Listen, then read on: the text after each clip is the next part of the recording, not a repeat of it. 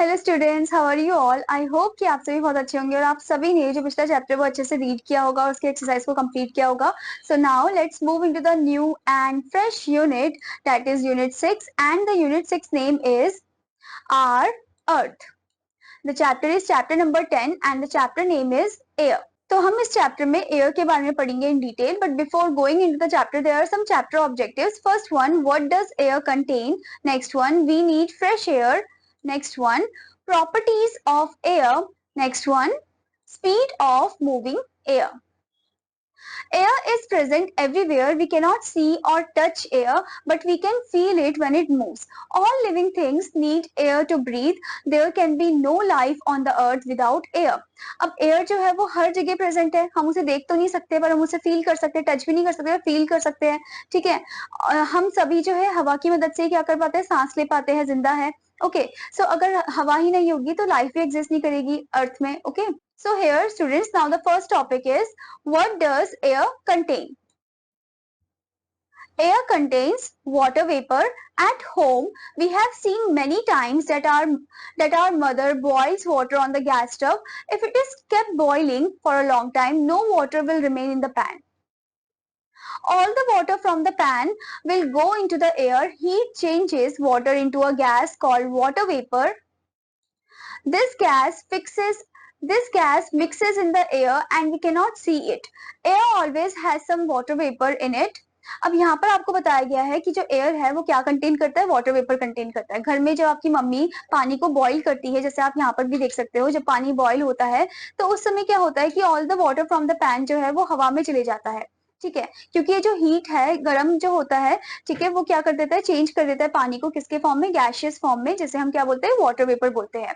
ठीक है, this gas then mixes in air. फिर ये जो वाटर वेपर वाला जो गैस है वो मिक्स हो जाता है हवा में, और जो हवा है, इसका मतलब ये हुआ कि जो हवा है उसमें कुछ पार्ट जो है वाटर वेपर का प्रेजेंट होता है। Now the next point in this one, air contains dust particles. When sunlight comes into the room through a small gap, we can see small dust particles floating in the air. When the wind blows, it carries dust particles with it.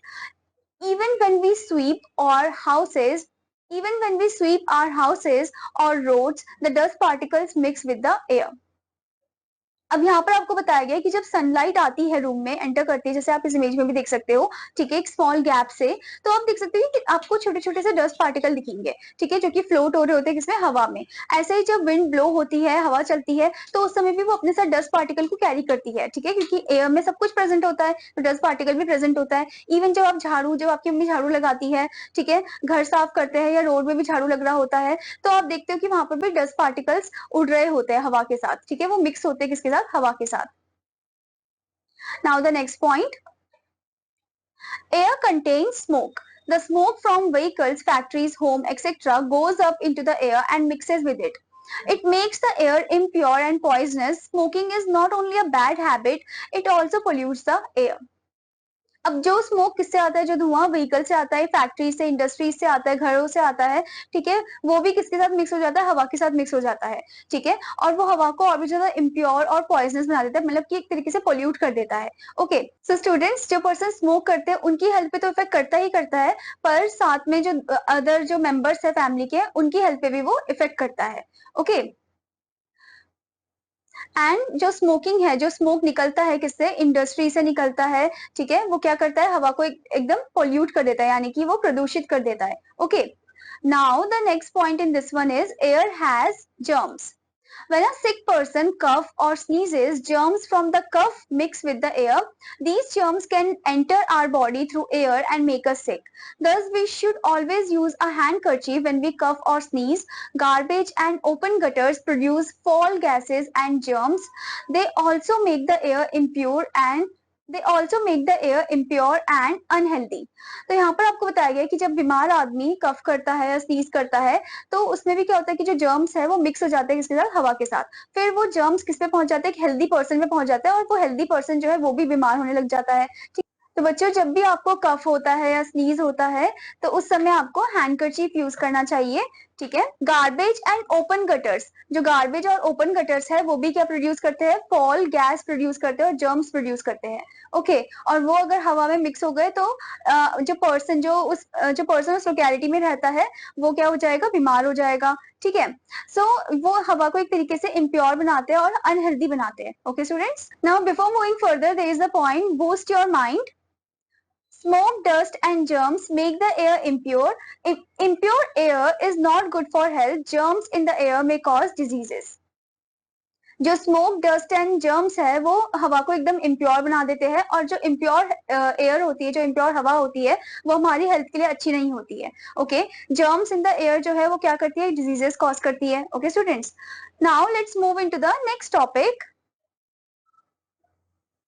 We need fresh air, we must breathe in clean and fresh air. यहाँ पर आपको कुछ points बताए गए हैं, जैसे कि first one, plants make the air clean and fresh, we should grow more green plants around us.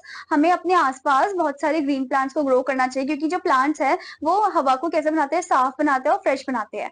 Okay, now the next point, we should keep doors and windows open to let the fresh air come in. और doors और Windows हमें खोल के रखने चाहिए ताकि fresh air आए, ठीक है, अंदर आए। Next one, we should not cover our face when we sleep, और अपने फेस को हमें कवर नहीं करना चाहिए जब हम सो रहे हो। Okay, next one, we should play in the park और ओपन ग्राउंड, हमें पार्क या ओपन ग्राउंड में ही खेलना चाहिए। Next one, vehicles give out a lot of smoke, we should check them regularly. Vehicle जो गाड़ियां होती है बहुत सारा स्मोक रिलीज करती है, तो हमें हमेशा व्हीकल को चेक करते रहना चाहिए।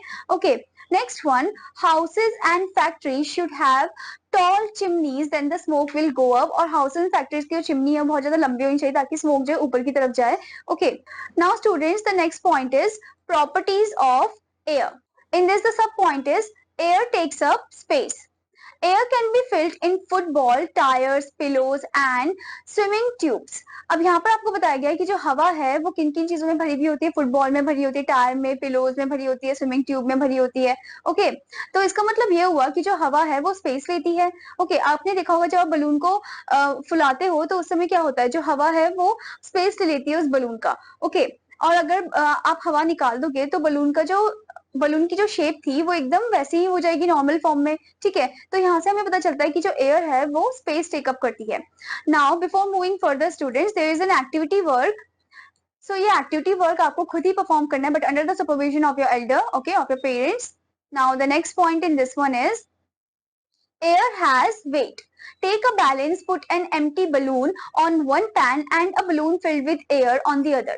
The inflated balloon is heavier than the uninflated one. It is the weight of air.